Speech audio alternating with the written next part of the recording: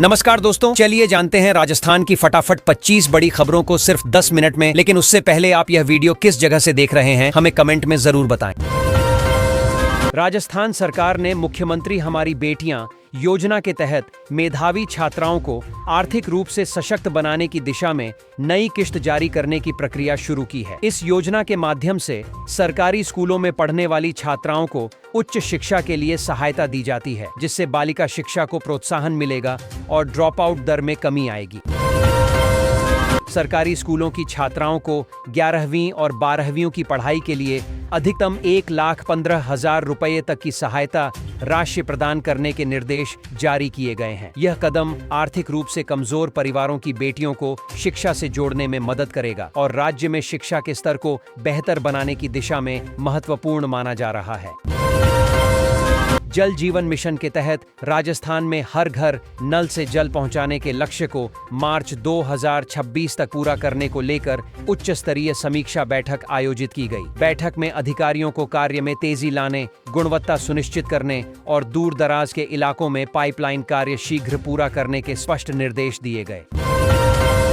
सहकारी बैंकों द्वारा नए साल में 1 लाख से अधिक किसानों को किसान क्रेडिट कार्ड उपलब्ध कराने का लक्ष्य तय किया गया है। इस पहल से किसानों को आसान ऋण सुविधा मिलेगी, जिससे वे समय पर खेती संबंधी आवश्यकताओं को पूरा कर सकेंगे और साहूकारों पर निर्भरता कम होगी, जिससे ग्रामीण अर्थव्यवस्था को मजबूती मिलेगी। उदयपुर और आसपास के क्षेत्रों के युवाओं के लिए नए कौशल विकास केंद्र खोलने की घोषणा की गई है। इन केंद्रों में तकनीकी और रोजगारोन्मुखी प्रशिक्षण दिया जाएगा, जिससे युवाओं को निजी और सरकारी क्षेत्रों में रोजगार के बेहतर अवसर मिल सकेंगे और आत्मनिर्भरता को बढ़ावा मिलेगा। राज्य के 50 नए सरकारी कॉलेजों में डिजिटल लाइब्रेरी की स्थापना का कार्य अंतिम चरण में पहुंच गया है। इन लाइब्रेरी के माध्यम से छात्रों को ऑनलाइन जर्नल, ई-बुक्स और शैक्षणिक संसाधनों की सुविधा मिलेगी, जिससे उच्च शिक्षा की गुणवत्ता में सुधार होगा और डिजिटल शिक्षा को बढ़ावा मिलेगा। ग्रामीण इलाकों को मुख्य सड़कों और हाईवे से जोड़ने के लिए लोक निर्माण विभाग ने 15 नई सड़कों के टेंडर जारी किए हैं। इन सड़कों के निर्माण से ग्रामीण क्षेत्रों में आवागमन सुगम होगा, व्यापारिक गतिविधियों को गति मिलेगी और शिक्षा व स्वास्थ्य सेवाओं तक पहुंच आसान बनेगी। जैसलमेर के पास एक बड़े सोलर पार्क की स्थापना के लिए भूमि आवंटन संबंधी फाइल को मंजूरी दी गई है। इस परियोजना से नवीकरणीय ऊर्जा उत्पादन को बढ़ावा मिलेगा, रोजगार के नए अवसर पैदा होंगे और राजस्थान को हरित ऊर्जा के क्षेत्र में अग्रणी राज्य बनाने में मदद मिलेगी। अजमेर और कोटा में चल रहे स्मार्ट सिटी प्रोजेक्ट्स के तहत निर्माणाधीन पुलों और अन्य बुनियादी ढांचा परियोजनाओं को इस महीने के अंत तक पूरा करने के निर्देश दिए गए हैं। इन परियोजनाओं से यातायात व्यवस्था सुधरेगी, शहरी विकास को गति मिलेगी और नागरिकों को बेहतर सुविधाएं मिलेंगी। शिल्प और नवाचार को बढ़ावा देने के उद्देश्य से कलानुभव प्रदर्शनी का उद्घाटन किया गया है। इस पहल के माध्यम से राजस्थान के पारंपरिक कारीगरों को आधुनिक बाजार से जोड़ा जा रहा है, जिससे उनकी कला को पहचान मिलेगी और स्थानीय हस्तशिल्प उद्योग को आर्थिक मजबूती प्राप्त होगी। बजट 2026 से पहले शिक्षा विभाग ने नए स्कूलों को क्रमोन्नत करने का प्रस्ताव वित्त मंत्रालय को भेजा है। इस प्रस्ताव का उद्देश्य स्कूलों में आधारभूत सुविधाओं को बेहतर बनाना, शिक्षकों की उपलब्धता सुनिश्चित करना और छात्रों को गुणवत्तापूर्ण शिक्षा प्रदान करना है, जिससे शैक्षणिक स्तर में सुधार हो सके। जयपुर के सवाई मानसिंह अस्पताल में नई रोबोटिक सर्जरी तकनीक के प्रदर्शन के लिए एक विशेष कार्यशाला आयोजित की गई। इस तकनीक से जटिल सर्जरी अधिक सटीक और सुरक्षित तरीके से की जा सकेगी, जिससे मरीजों को बेहतर उपचार और कम रिकवरी समय का लाभ मिलेगा।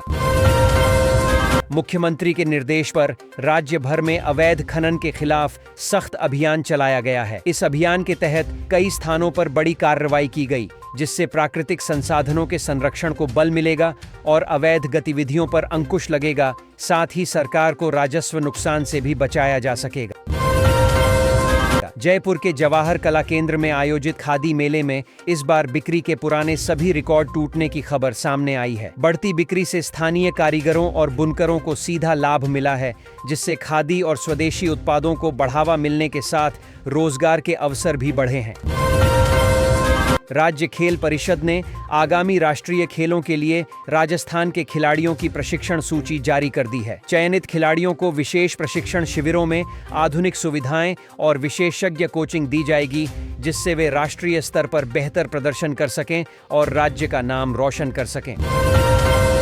जैसलमेर और जोधपुर में विदेशी पर्यटकों की बढ़ती संख्या को देखते हुए सुरक्षा व्यवस्था और पर्यटक सुविधाओं का विस्तार किया गया है। इससे पर्यटन उद्योग को बढ़ावा मिलेगा, स्थानीय लोगों को रोजगार मिलेगा और राजस्थान की अंतर्राष्ट्रीय छवि एक सुरक्षित और आकर्षक पर्यटन स्थल के रूप में मजबूत होगी। राष्ट्रीय स्वयंसेवक संघ के प्रमुख मोहन भागवत आज जयपुर पहुंचे और वे 2 दिवसीय राजस्थान प्रवास पर रहेंगे। इस दौरान वे संगठनात्मक बैठकों में भाग लेंगे और विभिन्न कार्यक्रमों में शामिल होंगे, जिससे राज्य में सामाजिक और सांस्कृतिक गतिविधियों को दिशा मिलने की संभावना जताई जा रही है। राज्य सचिवालय में प्रशासनिक कार्यों को अधिक पारदर्शी और तेज बनाने के लिए ई-फाइलिंग सिस्टम के नए संस्करण को लागू किया गया है। इससे फाइलों की ट्रैकिंग आसान होगी, निर्णय प्रक्रिया में समय की बचत होगी और भ्रष्टाचार की संभावनाओं को कम करने में सहायता मिलेगी। मौसम विभाग के अनुसार एक मजबूत पश्चिमी विक्षोभ सक्रिय होने से राजस्थान के कई जिलों में आंधी और हल्की बारिश की संभावना जताई गई है। इस बदलाव से किसानों को राहत मिल सकती है। वहीं तापमान में गिरावट से ठंड बढ़ने के आसार भी व्यक्त किए गए हैं। मौसम विभाग ने जोधपुर संभाग और शेखावाटी क्षेत्र में 22 जनवरी को हल्की से मध्यम बारिश का अनुमान लगाया है। इस बारिश से फसलों को लाभ मिलने की उम्मीद है, जबकि ठंड में भी इजाफा हो सकता है, जिससे लोगों को सावधानी बरतने की सलाह दी गई है। 21 जनवरी की सुबह से प्रदेश के उत्तरी हिस्सों में शीतलहर का असर बढ़ गया है। तापमान में 2 से 3 डिग्री सेल्सियस की गिरावट दर्ज की गई है, जिससे आम जनजीवन प्रभावित हुआ है और लोगों को गर्म कपड़े पहनने तथा सतर्क रहने की आवश्यकता बताई गई है। 20 जनवरी को पाली जिला 4.6 डिग्री सेल्सियस न्यूनतम तापमान के साथ प्रदेश का सबसे ठंडा इलाका दर्ज किया गया। अत्यधिक ठंड के कारण लोगों की दिनचर्या प्रभावित रही और प्रशासन ने ठंड से बचाव के लिए आवश्यक सावधानियां बरतने की अपील की है।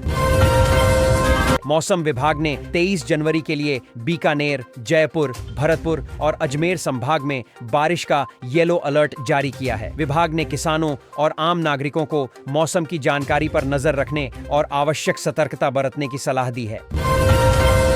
श्रीगंगानगर, हनुमानगढ़ और चूरू जिलों में सुबह के समय घना कोहरा देखने को मिला, जिससे सड़क और रेल यातायात प्रभावित हुआ। प्रशासन ने वाहन चालकों को सावधानी पूर्वक ड्राइविंग करने की सलाह दी है और कोहरे के दौरान सुरक्षित यात्रा के निर्देश जारी किए गए हैं।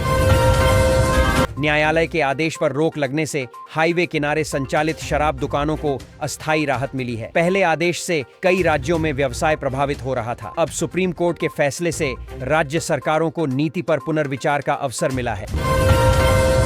राजस्थान में हिंदू राष्ट्र निर्माण के उद्देश्य से 200 कुंडीय यज्ञ आयोजित करने की घोषणा की गई है। इस आयोजन में देश भर से संत और श्रद्धालु शामिल होंगे। आयोजकों का कहना है कि यज्ञ से सामाजिक एकता, सांस्कृतिक चेतना और आध्यात्मिक वातावरण को बढ़ावा मिलेगा।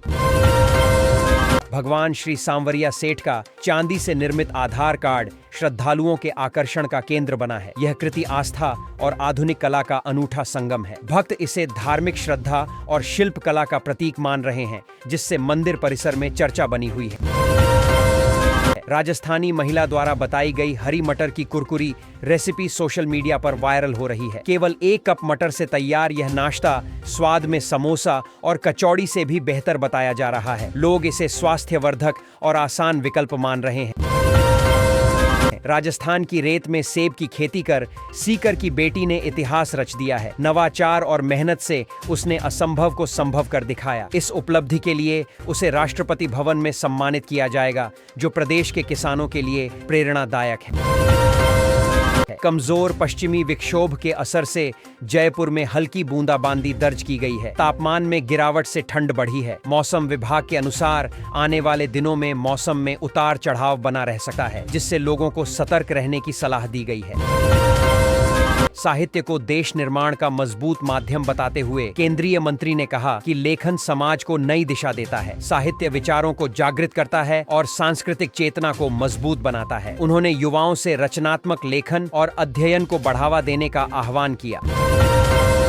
मुख्यमंत्री भजनलाल शर्मा की संवेदनशील पहल से राजस्थान में आर्थिक सशक्तिकरण को गति मिल रही है। सरकार की योजनाओं के माध्यम से महिलाओं, युवाओं और जरूरतमंद वर्गों को वित्तीय सहायता, रोजगार और स्वरोजगार के अवसर दिए जा रहे हैं। इससे आत्मनिर्भर राजस्थान की दिशा में मजबूत आधार तैयार हो रहा है। भजनलाल सरकार ने महिलाओं तक योजनाओं का लाभ पहुंचाने का संकल्प दोहराया है। महिला सशक्तिकरण के तहत स्वरोजगार, स्वास्थ्य, पोषण और आर्थिक सहायता योजनाओं को प्रभावी ढंग से लागू किया जा रहा है। सरकार का उद्देश्य महिलाओं को आत्मनिर्भर बनाकर परिवार और समाज की आर्थिक स्थिति मजबूत करना है। बजट 2026 में केंद्र सरकार ने छात्रों के लिए शिक्षा के साथ रोजगार पर विशेष ध्यान दिया है। नए कोर्स, स्किल डेवलपमेंट और ट्रेनिंग प्रोग्राम शुरू करने की योजना है। इससे युवाओं को पढ़ाई के दौरान ही व्यावहारिक अनुभव मिलेगा और रोजगार के बेहतर अवसर मिलेंगे। इंडिया स्टोन मार्ट 2026 की तैयारियों को लेकर उच्च स्तरीय समीक्षा बैठक आयोजित हुई। बैठक में व्यापार, निवेश, अंतर्राष्ट्रीय सहभागिता और आयोजन की व्यवस्थाओं पर चर्चा की गई। इस आयोजन से राजस्थान के स्टोन उद्योग को वैश्विक पहचान और स्थानीय स्तर पर रोजगार मिलने की उम्मीद है। शिक्षा और शोध को समाज निर्माण का आधार बताते हुए केंद्रीय मंत्री ने कहा कि गुणवत्तापूर्ण शिक्षा से राष्ट्र का भविष्य मजबूत होता है। अनुसंधान और नवाचार को बढ़ावा देने से युवा वैश्विक स्तर पर प्रतिस्पर्धी बनेंगे। सरकार शैक्षणिक संस्थानों को आधुनिक तकनीक से जोड़ रही है। जेएनवीयू पेंशनर्स ने कोषालय से सीधे पेंशन भुगतान की मांग की है। पेंशनर्स का कहना है कि वर्तमान व्यवस्था में देरी और असुविधा हो रही है। उन्होंने प्रशासन से जल्द समाधान की अपील की ताकि बुजुर्ग कर्मचारियों को समय पर उनका अधिकार मिल सके। राजस्थान कर्मचारी चयन बोर्ड ने 12वीं पास युवाओं के लिए 10,644 पदों पर भर्ती प्रक्रिया शुरू की है। यह भर्ती विभिन्न विभागों में की जाएगी। आवेदन प्रक्रिया, परीक्षा पैटर्न और चयन प्रक्रिया को लेकर उम्मीदवारों में उत्साह है। युवाओं के लिए यह रोजगार पाने का बड़ा अवसर माना जा रहा है। जोधपुर में महज 8 सेकंड में 5 लाख रुपए की लूट को बदमाशों ने फिल्मी अंदाज में अंजाम दिया। पूरी वारदात सीसीटीवी कैमरे में कैद हो गई। पुलिस ने फुटेज के आधार पर जांच शुरू कर दी है और आरोपियों की पहचान करने के प्रयास तेज कर दिए गए हैं। जयपुर में आयोजित अंतर्राष्ट्रीय सम्मेलन के बाद विदेशी प्रतिनिधिमंडल को भावभीनी विदाई दी गई। मेहमान राजस्थान के पारंपरिक आतिथ्य, संस्कृति और व्यवस्थाओं से बेहद प्रभावित नजर आए। आयोजन के दौरान सांस्कृतिक प्रस्तुतियों और स्थानीय कला को भी प्रदर्शित किया गया, जिसकी खूब सराहना हुई। सवाई माधोपुर में देश का पहला अमरूद महोत्सव शुरू हुआ है। इस महोत्सव का उद्देश्य किसानों को बेहतर बाजार उपलब्ध कराना और स्थानीय कृषि उत्पादों को पहचान दिलाना है। कार्यक्रम में अमरूद की विभिन्न किस्मों की प्रदर्शनी, प्रशिक्षण सत्र और सांस्कृतिक आयोजन भी शामिल हैं।